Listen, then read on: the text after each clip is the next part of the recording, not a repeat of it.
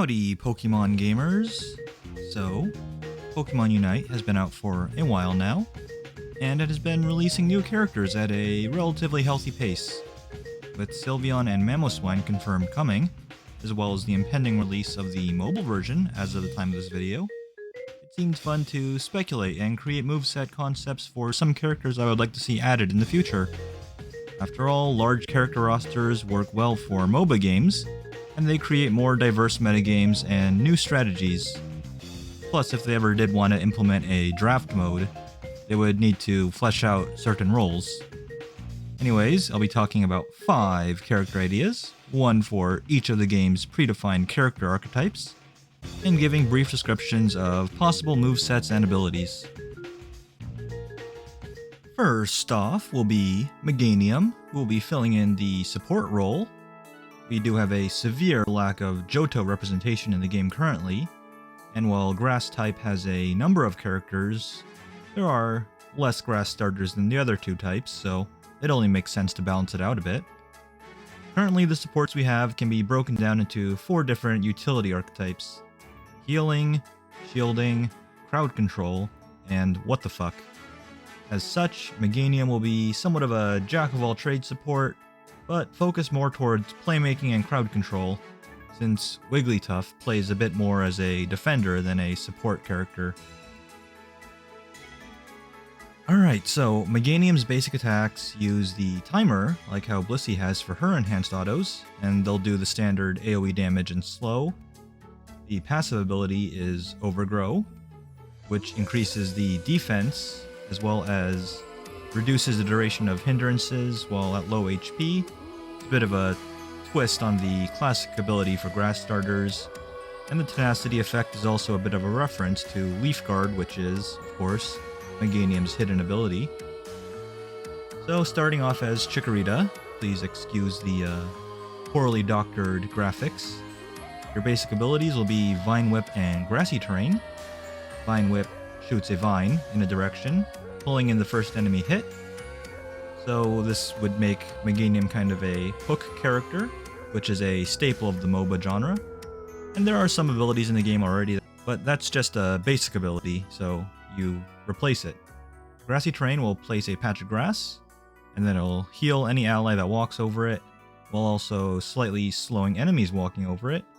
So this will make it a little bit better at scrapping on your home turf. So at level 5, the 2 moves you can replace Vine Whip with would be Power Whip or Leech Seed, and you'll also evolve into Bayleaf.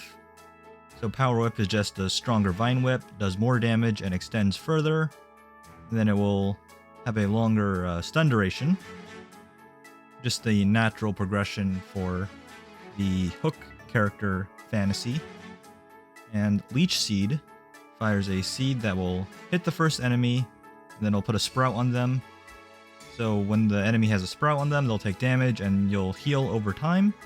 And then also your allies can hit the sprouted enemy and they'll also heal a little bit. This will give you a bit more utility function with healing, but it's not as efficient as a standard healer like Blissey because you actually have to work a little bit harder to get the health back.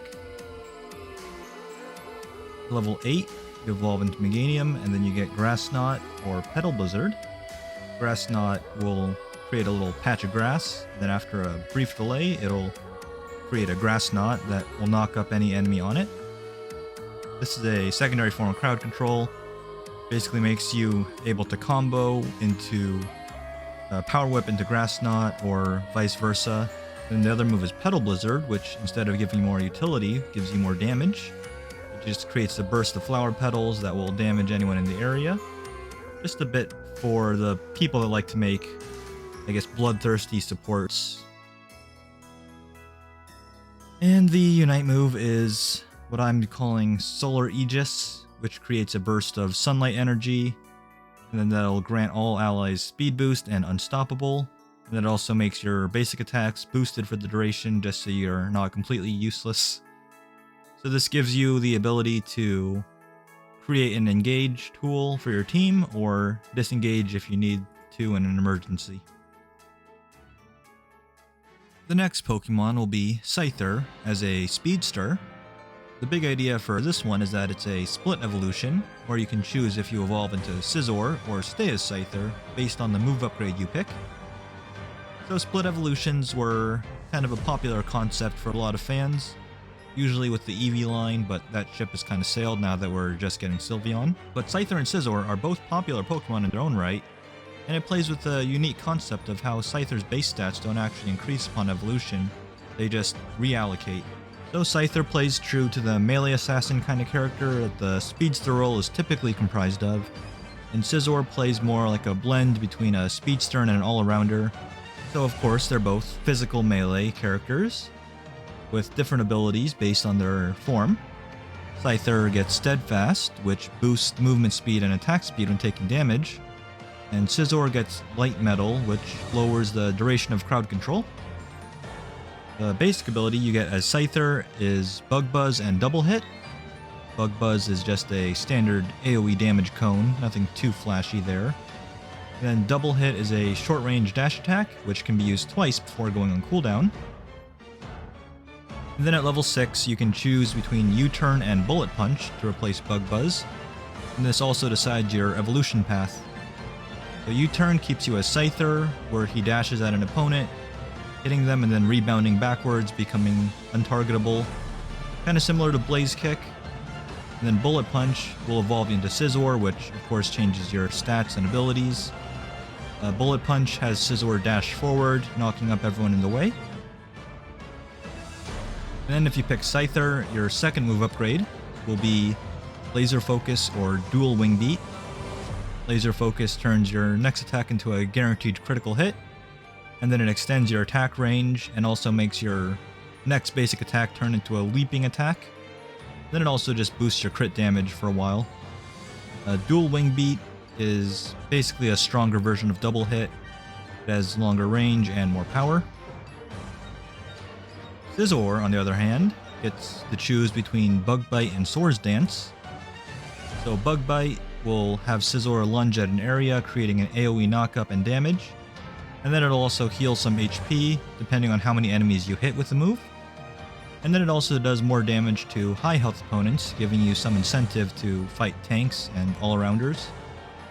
Swords Dance, on the other hand, creates projected swords that will spiral around Scizor and then deal damage to everyone in the area. And then of course it also buffs Scizor's attack damage. And then they both get different versions of the same Unite move, which I have dubbed Swarm of Pestilence. This has the user leap to an area and then summon a cloud of small bugs that will circle around whoever used it. And then it'll just damage everyone in the circle as long as the move persists. The attributes are a bit different though. Scyther's deals more damage to weak opponents, making it good for cleaning up fights. Then Scizor's gives him a defense boost when he activates it, and then it does more damage to opponents with higher HP, letting it be used as a bit of an engage tool. So, the next Pokemon is Tyranitar, and there is no Johto bias here, it just happened to work out that way. So while Tyranitar is more often associated with being a attack-based character, this one I'll have him be occupying the defender role, being a late-game focused scaling tank that prioritizes aggressively fighting over territory. So of course he is a physical melee character, and his basic attack passive is every fourth hit, he'll create a swirling dust storm in a small area. His ability is Unnerve. Enemies in combat with him have significantly reduced healing effectiveness, so if they get healed by a berry or soft-boiled or something, it'll just give less HP. As of right now, there's no healing reduction or counter to high sustain team comps, so having it be a passive ability seemed like an interesting concept to work with. As Larvitar, your basic abilities are Rock Throw and Stomping Tantrum. Rock Throw throws a rock at a target area, dealing damage and slowing everything hit. Stomping Tantrum will increase your movement speed and empower your next basic attack to do a small AoE stun. And then if you're immobilized during the move, the cooldown is reset and your next usage of the move will do more damage. This is a bit of a throwback to how the move works in the game. Okay, and then at level 6, you evolve into Pupitar and can learn Stone Edge or Sandstorm. Stone Edge causes stone spikes to burst from the ground one at a time, and then the spikes will knock anyone up and damage anyone hit. So this move can crit and also increases your crit rate briefly after the attack, similar to how Machamp's Cross Chop works. Then Sandstorm will create a swirl of sand around you that'll last for a few seconds. And then of course the sand hurts anything that it touches. It also gives you a movement speed boost and a big special defense buff for the duration, which allows you to run people down. And then at level 10, you evolve into Tyranitar and can learn High Horsepower and Breaking Swipe. The level 10 evolution point is something that's a bit unpopular right now, but I think that if they balance it out by giving access to better moves, it'll make the transition a bit smoother, I think. Maybe late game metas will be something that the balance team works on a bit later. High Horsepower will dash forward and trample anyone that you hit, dealing damage and slowing. And then you can kind of curve the trajectory up or down slightly during the dash. And then at the end, you do a big AoE stun.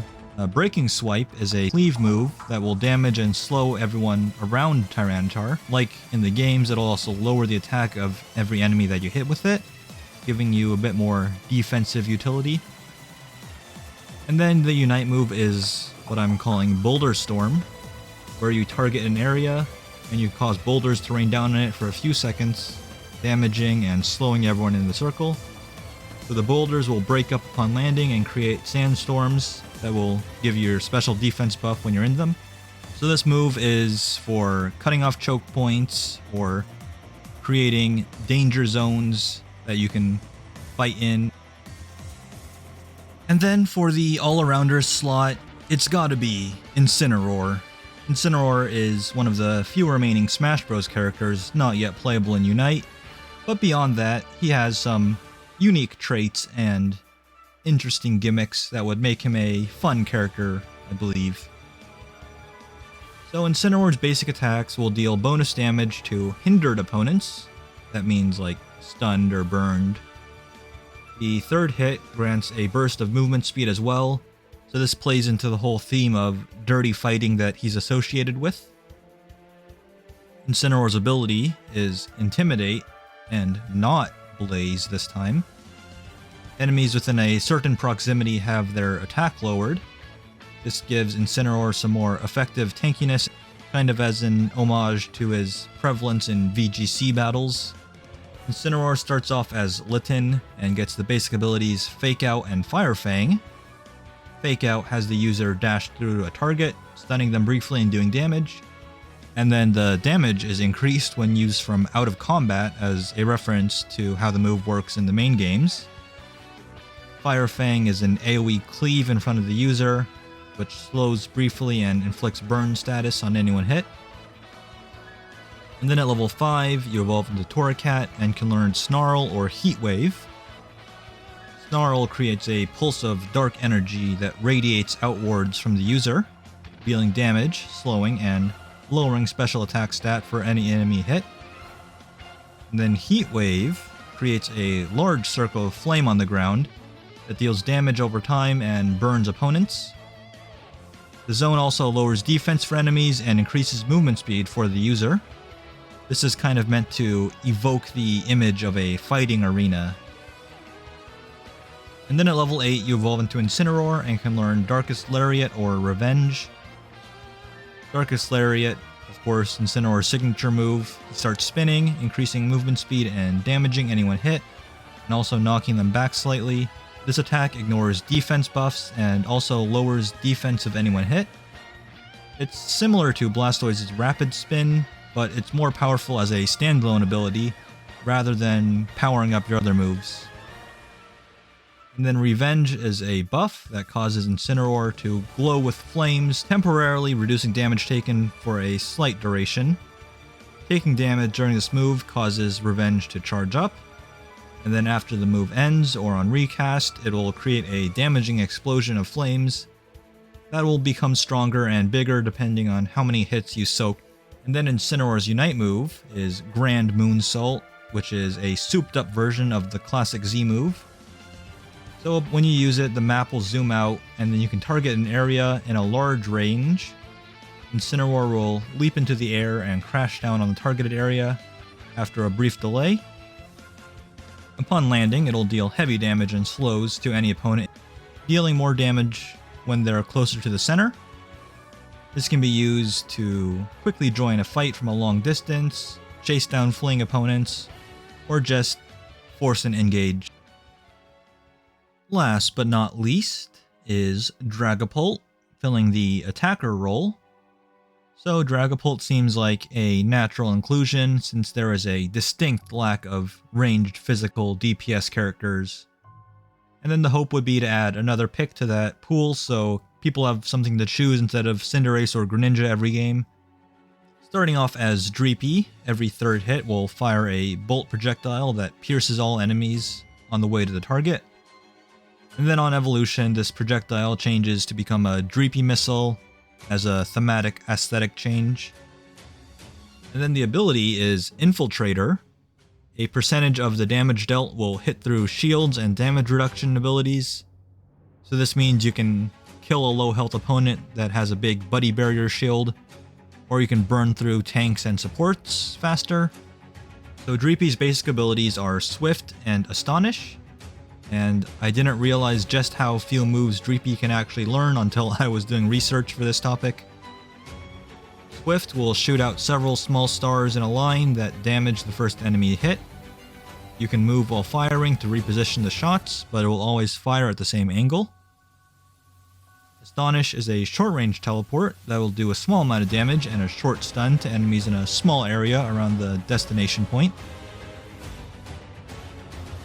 At level 6, you evolve and can choose Phantom Force or Agility. Phantom Force has the user vanish and teleport to a targeted location a moderate distance away. So the move will do damage to everyone in a small area upon arrival. And you can also reactivate it within a few seconds to snap back to your original location. Agility has the user charge up for a moment, and then it'll cleanse all slowing effects and dash in a target direction. And then after the dash, you get a move speed and attack speed buff for a few seconds. Then at level 10, you finally become Dragapult, and then you can learn Dragon Darts or Draco Meteor. So Dragon Darts works on a ammo system similar to Blissey's Soft Boiled. It'll store up 2 charges of Dragon Darts, and then they fire in a straight line.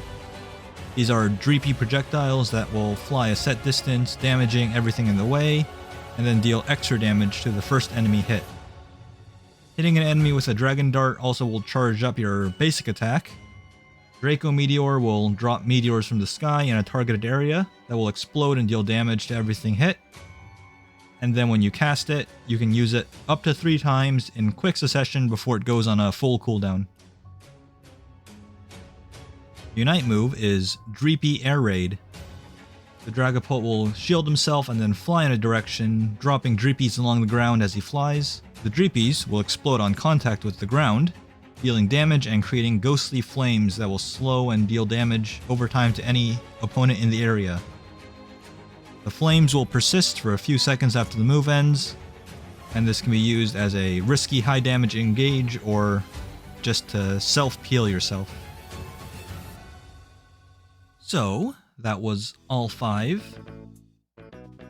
I'm sure there will be lots of interesting new concepts and Pokemon added through the game's lifespan. Hopefully it has a lot of longevity and a thriving competitive scene. If you have any ideas for things that you would like to see or feedback on the ones in this video, feel free to leave a comment. I really enjoy communicating with viewers and I guess picking the brains of people that also enjoy things that I enjoy. So, thanks for watching.